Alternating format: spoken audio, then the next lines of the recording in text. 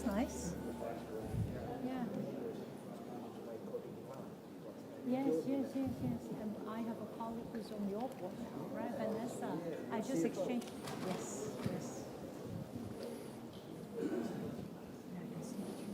Hi.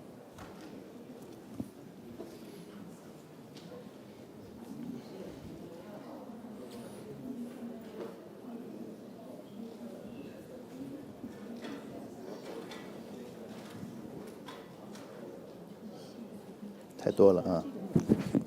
好。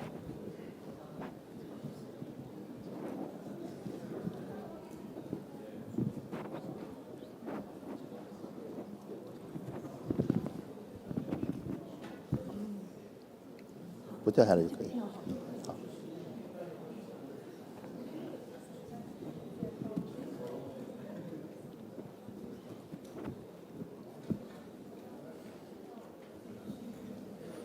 好。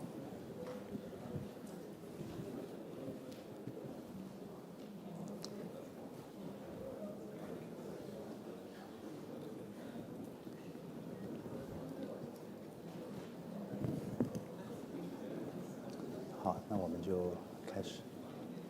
Shall we start?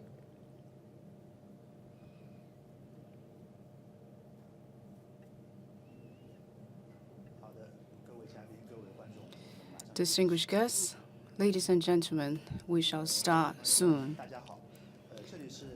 Good afternoon. This is AMMC 2023 YICAI Media Group's session. I'm Yang Yudong, Editor-in-Chief of YICAI Media Group.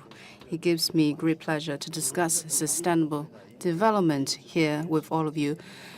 We are recording this into a TV program to be broadcasted to all channels. In order to ensure the quality, would you please reduce walking around in the session as more as possible and put your phone into vibration mode.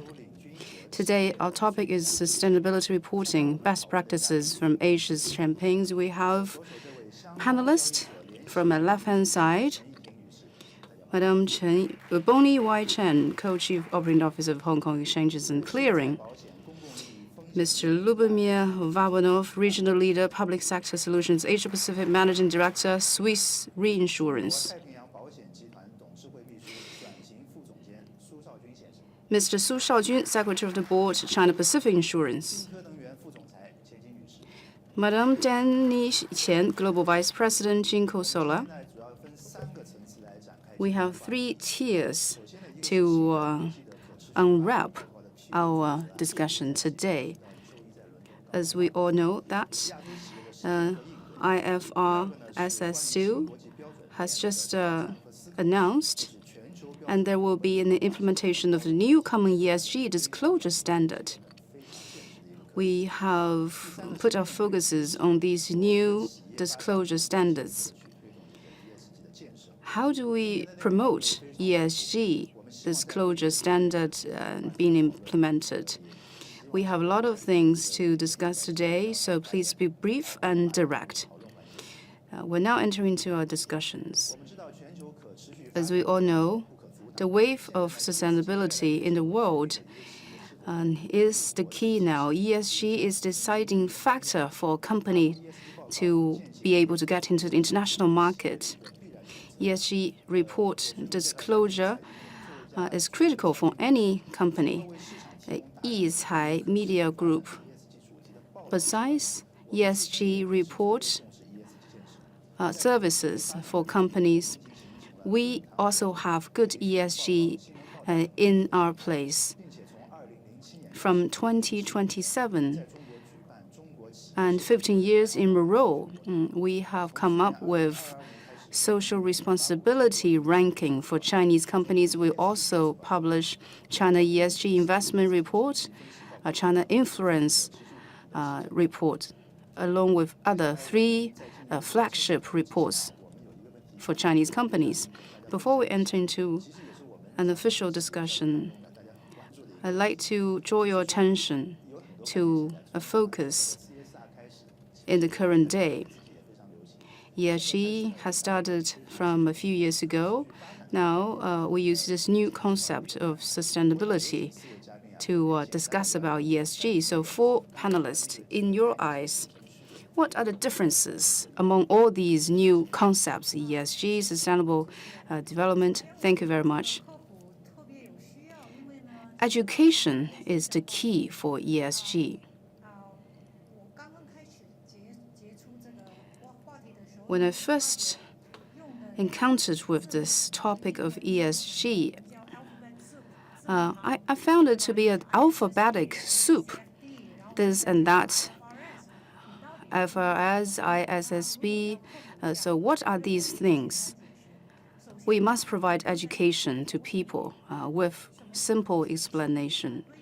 What is sustainability for any company? My personal understanding is the way you design your business model so that you could develop your business sustainably.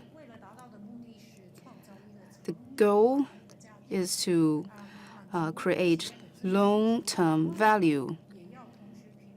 Besides satisfying your business goals, you must also balance demands among different stakeholders. That's my understanding of sustainability. So what is ESG and what's the relevance here? ESG is a series of factors to evaluate how companies doing for environmental production, social responsibility, and governance. There's also risk analysis and the performances of these 3 dimensions of any company. So that's ESG. If you ask my understanding of ESG and sustainability, the above mentioned is my understanding. Sustainability has broader connotation. ESG is about how you implement all these things in your work. And now I would like to listen to Mr. Van Buknov. Opportunity to join the panel and join this important discussion. So I'd like to start by saying that matters of environmental concerns and sustainability have been at the core of how we do business for a long time. We published our first corporate environmental report back in 1996, almost 30 years ago now. And our corporate motto is to help make the world more resilient. And so these matters of sustainability are absolutely core to it. When it comes to the question that you asked about the different definitions, I have to agree with Bonnie here. You probably have the 2 concepts nested, one within the other: environmental, social governance, the impact on natural habitats, the impact on communities in the areas of operation, and of course, somewhat separate but related concept of governance and involvement of stakeholders in the operations of the firm. Sustainability to us is a broader concept, and yet at the same time, and I think we'll touch on this in the later discussion of the panel, precisely what it means is an evolving discussion. And sustainability as a concept and sustainability reporting as a specific aspect of it is a journey. I think companies like ours have a special responsibility at this point in time, because we have the global perspective, to really offer global best practice as well and help the harmonization of these concepts across different markets, not because it's valuable on its own, but because it stimulates best corporate performance as well. Indeed, indeed. Now I'd like to listen to Mrs. Su Shaojun. The 2 concepts actually confuse a lot of people. They apply to different scope at different times. Sustainability has a lot to do with SDG 17 goals. 193 member countries reach SDG 17, hoping that through global efforts, in 15 years' time, 17 goals could be reached. That's the reflection of global leaders' wisdom. Indeed, the world is faced with many challenges in sustainability, such as public health crisis, climate crisis, and poverty, and great trench. I've participated in many small-scale sessions in the 2 days. I've heard the climbing debt ratio in many countries, and that will hinder our sustainability goals achievement. Sustainability has a broader connotation, and that means ESG provides a series of methodologies to evaluate how companies are doing. More in detail. However, the two concepts have same direction. Although they are differentiated in their details, in SDGs 17 goals, the end time would be 2030. For ESG, company must take a longer view to carry out ESG. So timing-wise, they're different. SDG 17 has an end point. For companies, transformation should be made on ESG, and that will help us to reach sustainability goals. Thank you, Madam Qian. My understanding, ESG and CSR has a huge difference because it has 3 features: traceability, valuable, evaluable, and measurable. CSR is more quality-oriented, could be quantified. And now ESG could be quantified. Previously, all companies are claiming that they're doing CSR, but without much measurement.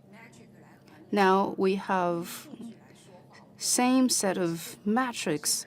We use numbers to tell the story and to disclose how we're doing in ESG. The previous CSR were spontaneously disclosed by companies, nothing compulsory. However, ESG is a different story. The mission of companies to disclose CSR is to be responsible to shareholders. In the future, companies must be responsible to all stakeholders, not only the shareholders. It is a question and not a question at the same time. We are progressing all the time. I look at the reports by listed companies. Some call it the ESG report, some call it sustainability report.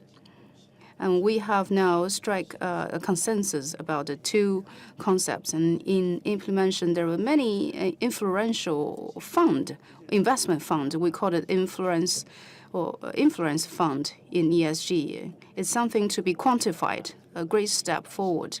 And that has a lot to do with my second question. In these 2 days' discussions, on Monday, ISSB launched the sustainable report standards and climate-related disclosure standard, IFRS 1 and IFRS 2. These 2 standards will be put into official use from January next year. There are new connotations to these 2 standards. More compulsory disclosure contents embedded in it. In the future, ISSB will be launching other new rules. So we're thinking, what are the detailed impact ISSB rules would be on companies? So my question is to Hong Kong Stock Exchange, because what you're doing is leading the industry, and you have ESG governance upgrade this year. So I'd like you to give us introduction from the perspective of Hong Kong Stock Exchange on your interpretation on ISSB new rules and what are the compulsory requirements.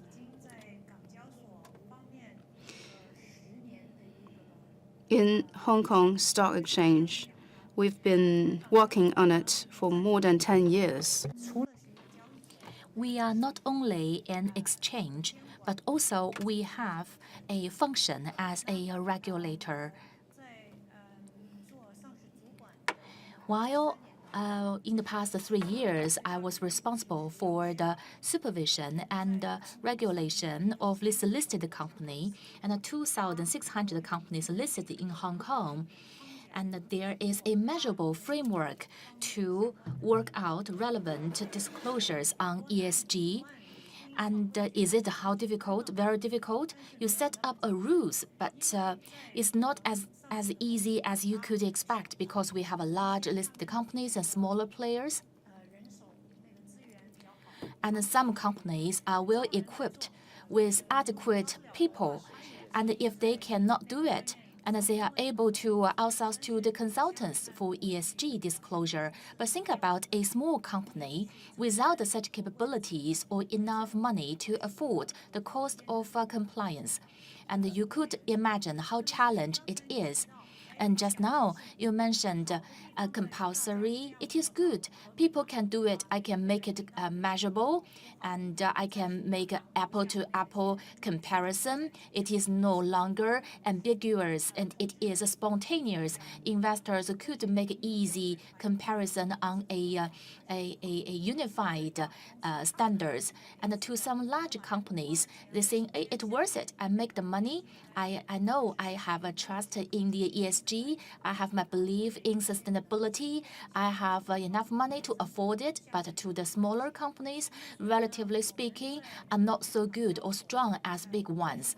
And in Hong Kong Exchange, why I say it took us 10 years, and in 2013, I started to educate this market and how to discuss and to have a better way on ESG. At the onset, we have incentives. It is not compulsory. First of all, the board of the listed company at least started to make some considerations and reflection on it. And in the annual report of the board report, they are asked to disclose how they make evaluation, their capabilities in the ESG risks, and some voluntary disclosure. And from 2013 to now, step by step, from a voluntary-based disclosure, evolved into currently, like you mentioned in April, we have a open suggestion. We ask all the listed company by 2024, they could take reference of ISSB, and that is H2 disclosure. By now, it is still under consultation and suggestion, and could be completed by July. And our goal is still in the early of 2024, the new rules could be enacted.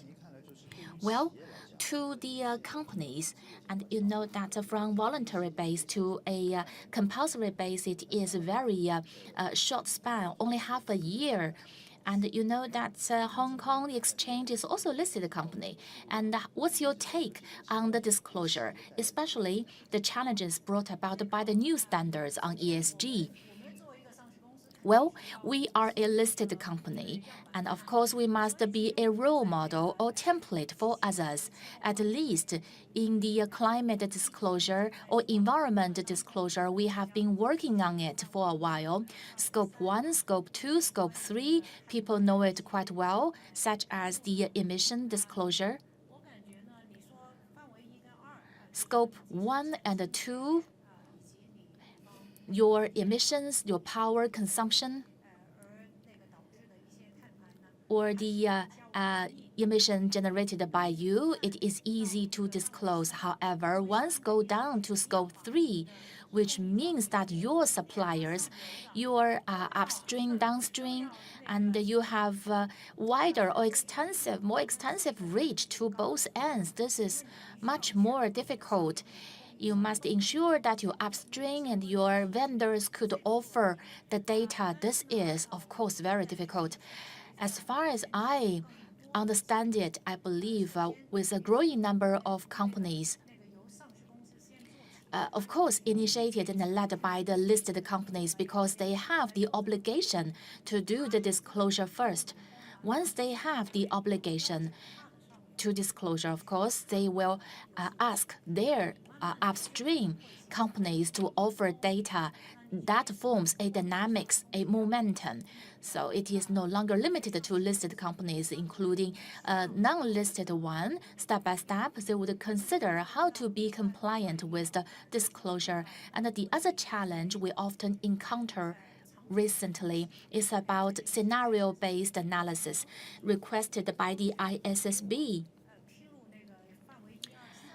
Scope 1 to 3 are required. You need to have assumptions on the scenarios. For example, when the temperature goes to a certain level, how to quantify the impact of financial impact. And you can feel the difficulty when I talked about it nowadays. And a lot of work ahead of us as a regulator. We need to spend time and efforts to serve the listed company by offering information to them, to help them to complete the transactions and the deals, and also to set up the compliant framework and some requirements. We also need to think in others' position. It is not one step requirement. And for example, we have some transitional design in it. It is not one step requirement. If some projects are very difficult, we allow a longer time of transition so that companies could get involved into it. So yes, we have a big challenge, but to the companies, you need to be well positioned. You need to have the right attitude based on standards and requirements, and we can take some time to realize that we need to have the first step. For example, upstream companies, with the upstream companies, we can have the right dynamics, and we believe this is the positive side of it. Now, I'd like to ask Mr. Lubomir. I know you are from financial industry, and for example, insurance company, financial company, you cover a lot of business. So in the new ISSB standards, it emphasized the disclosure of investment and financing. The emission requirement is also required. And these compulsory information needed, we show great interest in it. How do you think it will bring some impact to the financial companies? Chen, I think it's very clear that there will be a number of very concrete impacts from the work of the International Sustainability Standards Board and the two standards specifically on sustainability and climate-related reporting.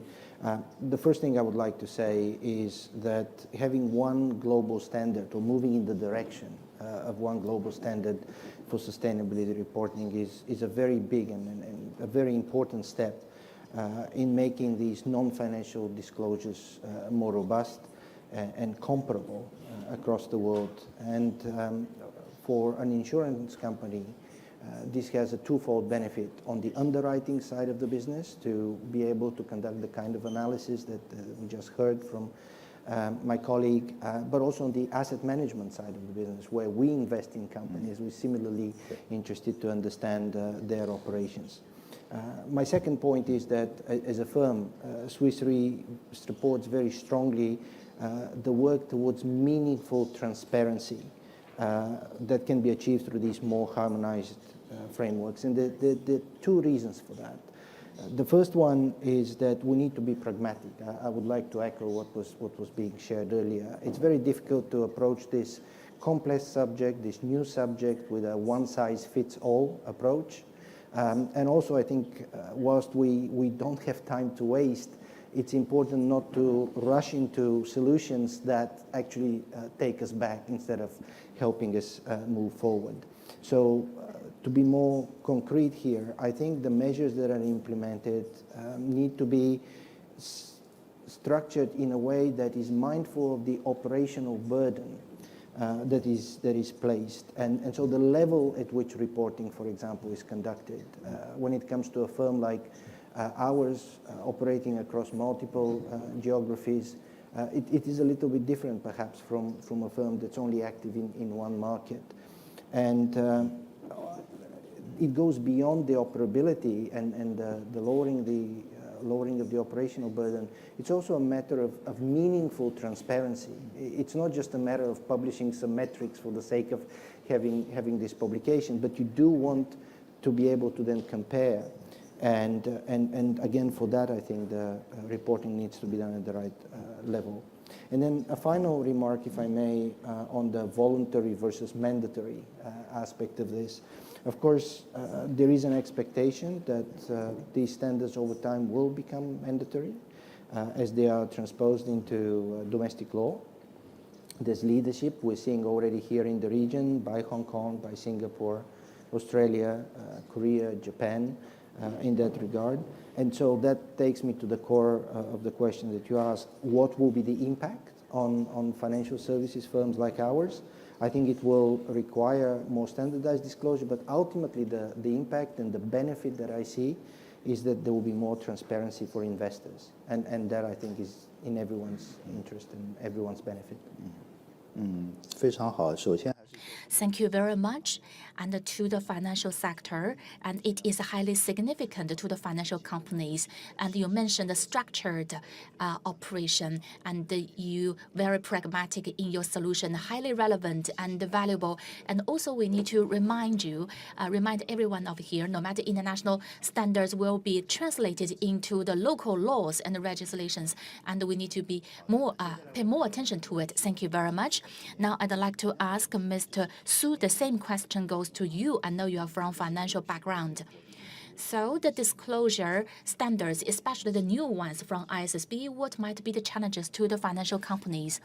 Well, before talking about the challenges, I quite agree with the suggestions from the two guests. It offers a standards to this industry. This is quite important because in the history we come to know some disclosure framework and standards, but so many of them, and there is no unified framework or guideline. This time, ISSB was quite good based on the International Financial Board, based on TCFDA, SASB. And it put these into consideration, and these rules are available in the market. So ISSB really started from a very high perspective, and so people can find it easy to accept. And on the IFRS, and it is good to do it on the IFRS because in disclosing non-financial data, the ultimate purpose is to help the investors to have an objective and fair understanding of the company. On the same framework, we work out a financial and non-financial disclosure, and both can be integrated, better guidance to the investors. When talking about challenges, I think that the financial sectors and this new standards is quite a good input to us. But you know, the challenge you mentioned is quite big at present. In my observation, 3 of them. First of all, wider scope. It asks you to have your supply chain disclosure and a lot of partner disclosure are more extensive. The other one is in-depth. And you know that you mentioned to the financial companies, the financed emission and the scope 3 is a big challenge to the scope 3. In our plan, 2 years extension to us, we need to make some preparation. But now, once the guideline is available, we are making very proactive preparation. And the other challenge, like you mentioned, and I think that the how much you are going to disclose, for example, scenario analysis. And to the insurance companies, our underwriting and assets, both need to consider the scenario, even though there are some NGNF analysis. But what will be the input? We made some research on it. And this is a huge project, thinking about the input for our analysis. But this has a lot to do with your insurance business as an insurer. We have a lot of cooperation and partnership with Swiss Re. Previously, insurers has made some attempts on the climate crisis, such as hurricanes and floods. We will look at the exposure for climate crisis, and we monitor to ensure that there won't be too much negative impact on the financial side. So we had those things in the past in a model and put into some assumption and then get results. According to understanding of the new disclosure standards, they require more detailed results. So we need to do a lot of work, including accumulate numbers. So you have the foundation, but the previous foundation must be solidified further. My question now is towards Madam Qian. We know Jinko Solar is in the energy sector. What is the impact to you if you apply the new standards? As a matter of fact, as listed companies, we are all required by the new standards. It is of great challenge even to a manufacturer like us. Let me give you an example from the energy sector. Last year, our production was 43 gigawatt, means that it can generate 26 billion kilowatt hours power per year. However, producing 43 gigawatts components, we need to use a huge amount of electricity. So we are a huge consumer of power. And we have more than hundreds of suppliers who supply raw materials to us. And less than 20 of them are public companies. We joined IE 100 in 2019, made a commitment, 100% of green power. And we also joined SBTI, and then there are scope 1, 2, 3. Scope 1, 2, direct and indirect green power are more convenient. Scope 3 is the most difficult one.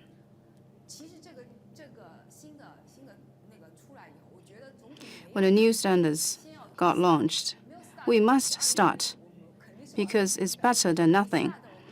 With a start, we could request our suppliers, be it listed or not, to follow the rules. So we're happy to see the international standards apply to us and to our suppliers. And now we're asked to provide different standards of reports, numbers, carbon footprints number are required by Japan and South Korea.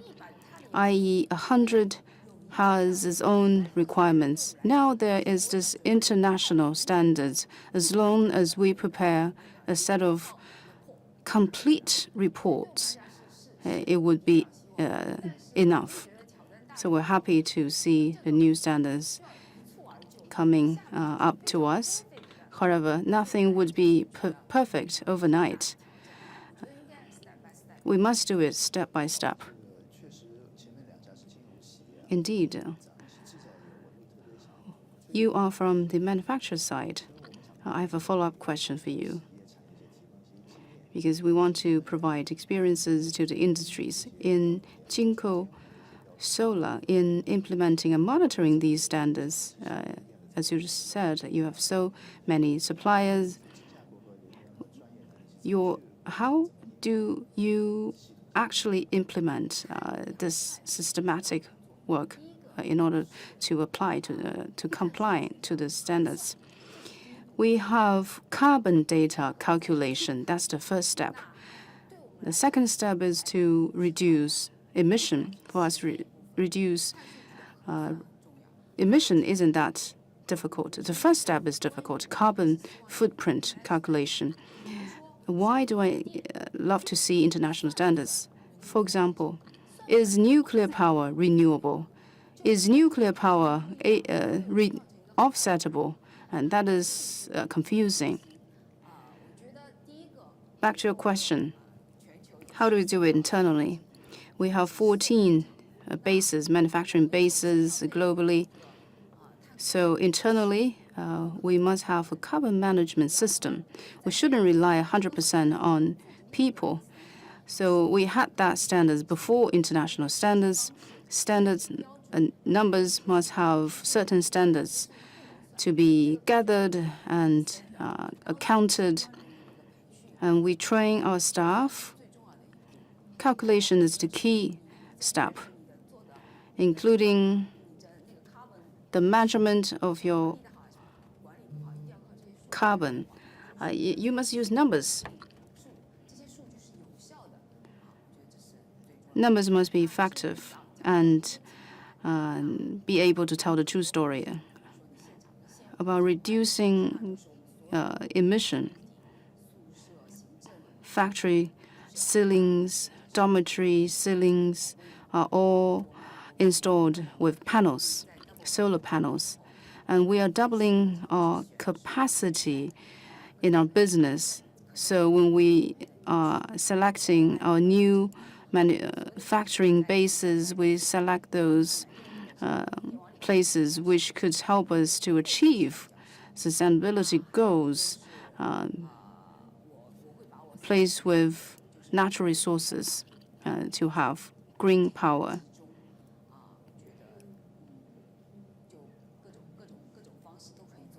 So we're using all kinds of methods. Thank you, Madam Qian. Your answer has touched upon the second issue. The global standards and local standards, there might be some differences in what are the challenges here. ISB announced the two standards of great historic importance, meaning that global sustainability is marching towards a harmonization phase. Well, we hope global markets all adopt these standards. There are challenges, although investors and regulators are in desperate need of harmonized standards to ensure the competitiveness and the completeness of reports in ESG and sustainability. So my question is it possible to have entirely harmonized set of standards? The reality is that ever since Paris Agreement, countries are debating about ESG and working on their own sustainability disclosure standards. European Union and the security regulator of the US in this year announced their own standards. Your company might be listed in different locations, and you know different opinions appeared about the standards announced by different markets. So that's a problem which is happening now, arising from different cultures and understandings or different focuses. It gives me great pleasure to see that we have panelists from companies which are listed in different localities, sometimes multiple localities. My question is to Mr. Vabanov. Swiss Re are listed in Switzerland and US. Would you please introduce the technical comparison of the disclosure standards of the two different markets? Thank you for the question. And I will, first of all, point out the fact that this is probably not my area of highest expertise to offer this detailed technical analysis, but I hope I can offer several remarks of interest here when it comes to companies like ours that have multiple listings, or even without multiple listings. They're active in a wide variety of markets internationally. And I'll split my remarks in two parts here. First, on the fragmentation versus harmonization. I think for somebody like us, for a global reinsurer, it's extremely important to recognize the principle of group-level disclosures. We genuinely believe, we strongly believe that this is where you will get maximal insight, because it allows, given the nature of our business, to compare the overall position of diversified risk across the globe. And therefore, in our discussions with regulators in the various markets where we are active, we have made the case for acceptance of these group-wide disclosures, as opposed to needing in each case to go to the local, to the solo level, the entity level. That said, going back also to your earlier question, we recognize there is no one-size-fits-all approach. And on occasion, a global standard may not provide the requisite disclosure, which is specific enough for certain regions and local requirements. It can also vary by topic, and we started out today discussing the difference between ESG and sustainability, recognizing the broader remit of the sustainability term, and therefore the higher likelihood that there will be certain sustainability topics that may require this additional level of local disclosure. But overall, I think the value of interoperability and alignment of standards is really the direction in which we want to travel. Whether it is significantly harmonized, completely harmonized, partially harmonized, but I think we have in TCFD a good example of an approach that is global in its nature, but has been picked up in regional disclosure requirements. And if you allow me just briefly on the second part of what are the barriers to someone like us who has this global nature of operations in harmonizing our own approach. So first, we think that a sector-specific approach is key to focus on material disclosures. It cannot be the same approach for all industries. So sector-specific disclosures need to be developed. Second, to the point of pragmatism that I think has come up several times in the conversation, metrics and methodologies are not always readily available, even to the companies that have the maximum amount of resources and capabilities. And we need to recognize this. We need to allow some time to develop these, not to be complacent, not to drag our feet, but to come up with something which is of quality. And that is also my final point here. Sustainability reporting to us is a journey, and it's a journey with learnings from all sides. I think so long as we approach this in a collaborative manner and with alignment on the objective that we're seeking to achieve, that is the best guarantee and recipe for success. Thank you. Great. So we want to see the harmonization. We must be patient, and we must be coordinating with each other. It's a great answer from you. Thank you. It's a tricky question, but you've given me a perfect answer. Mr. Su, as China Pacific Insurance are listed in Shanghai, London, and Hong Kong, the disclosure standards might be different from 3 places. It might be an education to our audience. Many of them are thinking to have the IPO. What are the challenges there might be before we could harmonize standards? Currently, if we look at the standards from the 3 places, actually the framework is the same. In terms of climate disclosure, if we compare mainland China and Hong Kong, they are synchronized. In 2017, the central bank asked mainland companies to disclose about climate data. In the same year, Hong Kong Stock Exchange encouraged us to disclose according to the framework of TCSB. And then, in accordance with the requirements of ISSB, And the London Exchange asked for a regular update of disclosure. And however, in terms of the enforcement and the standards, we still see some difference. And whether globally we can form a unified standards, I think it is very likely. However, in this process, we need to think about three principles. First of all, first principle is consistency. Secondly, compatibility, because the regional development levels are varied and also varied in their cultures. And therefore, in some sustainability, ideas are quite different. We need to be compatible. I want to give you a very good example. We joined the URPI, and there is one and top 25 consultants, and he is the only member of the committee, and he gave us a very interesting thing while discussing. A very simple, and I don't think there is too much political things about it, talking about the biodiversity. South Africa committee members, European and ours, have totally different views on biodiversity.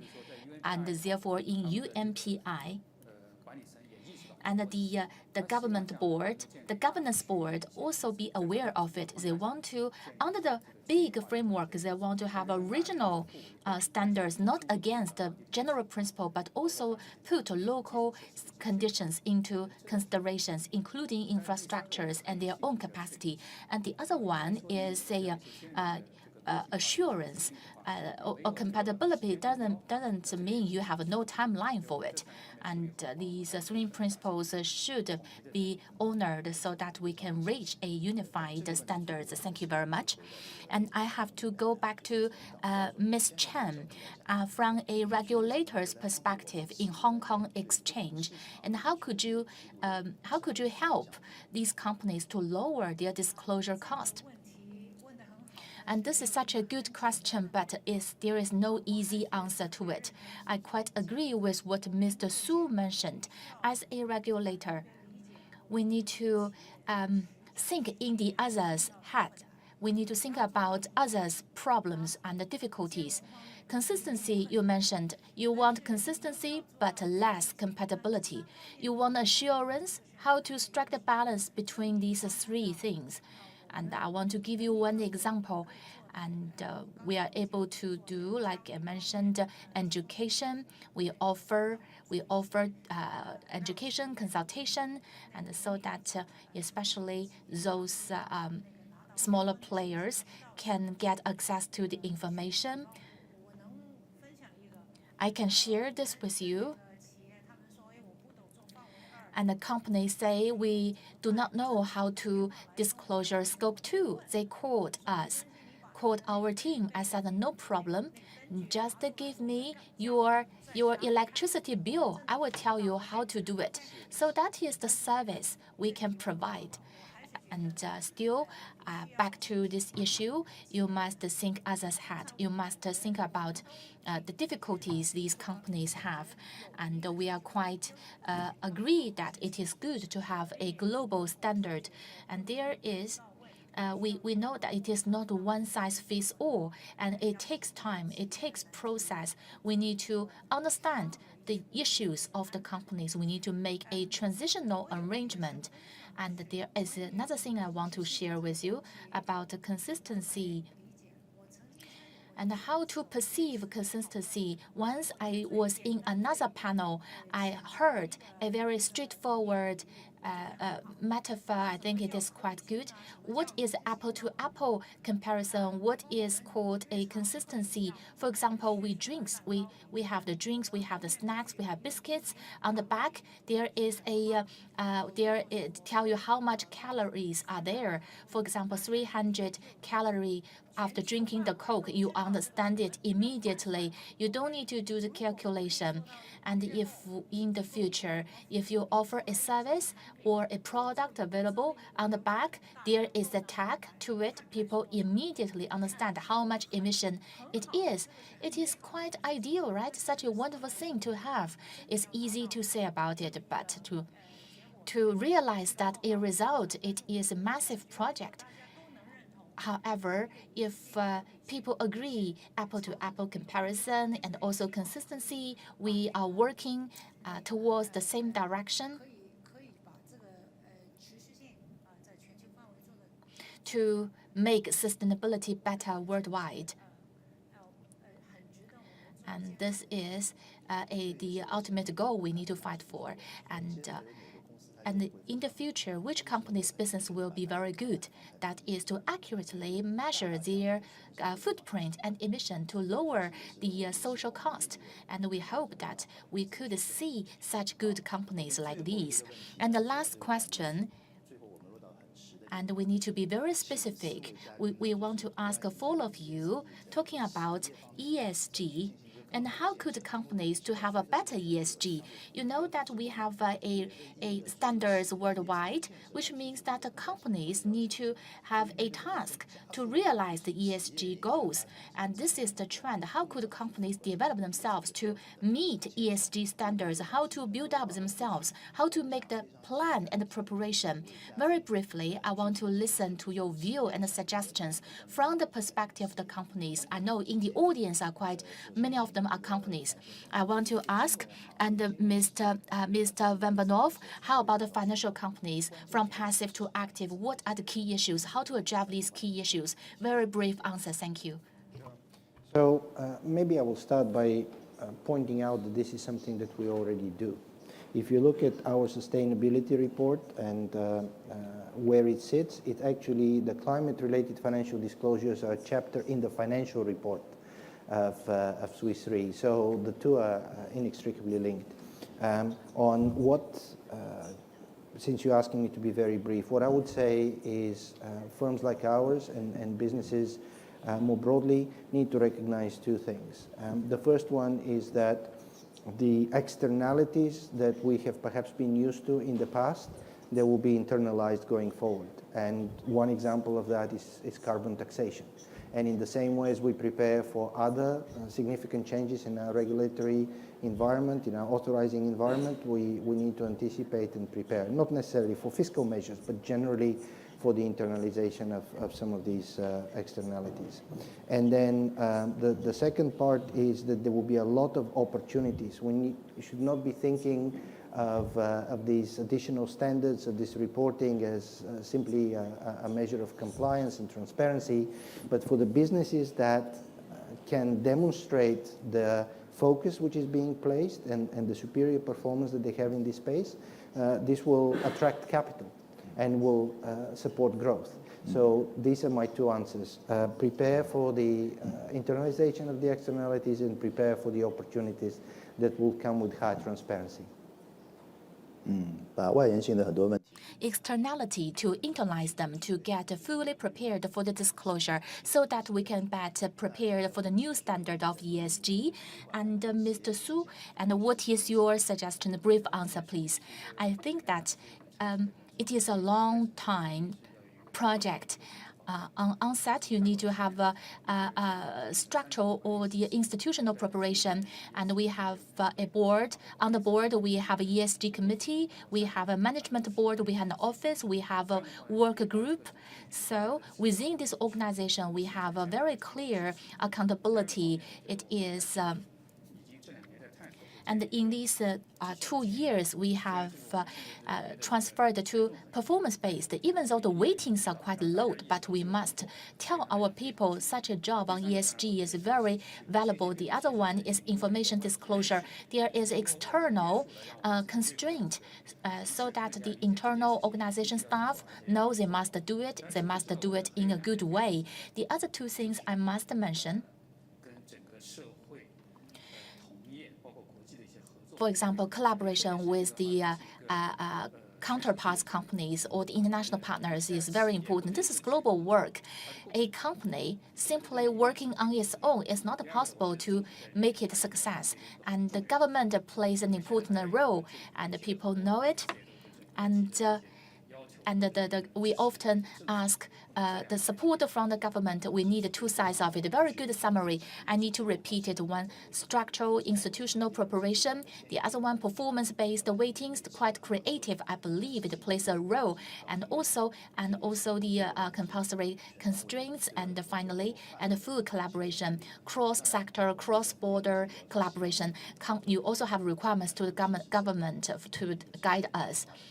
And so behind a unified standards internationally, it needs everyone's efforts. Now I want to ask Mr. Chen, and what is your suggestion to the energy companies? First of all, a shift of the mind. ESG is not deemed as a workload or a burden. We need to believe it is an opportunity. And the strategic transition top-down approach is not only a change of the way power is consumed, but also a strategy in your brand building, in your investment portfolio, and also a strategy in the operation and in your business. We need to incorporate ESG into every strategy at our companies. And like this gentleman mentioned,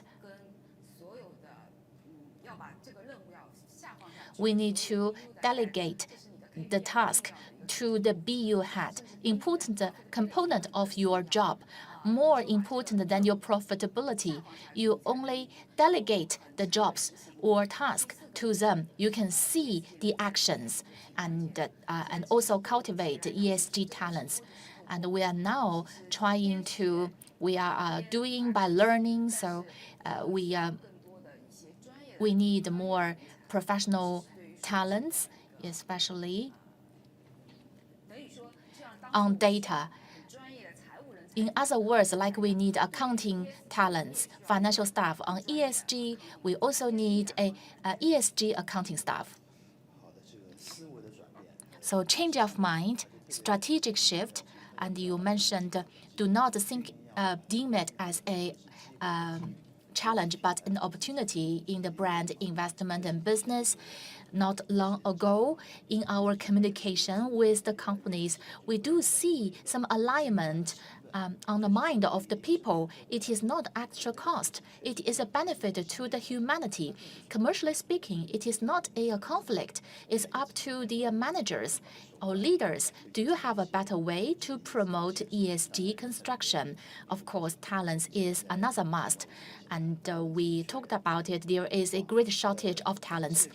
And thank you very much for your very exciting views. Our time is up, and probably we haven't go into details yet, but still we learned a lot from all of you. We talked about the new standards of ISSB and some impact to the Asia companies and the good experience practice from you, and also regional economic features, and we have shared our views, and specific suggestions goes to the companies on ESG, and on YICAI, we are going to publish on the China Economic Forum, and also it will be available on the internet and the different media portals, and you are welcome to engage in the discussion. And by WEF, you can also share your views with us. Please join me to thank our guests for their wonderful views.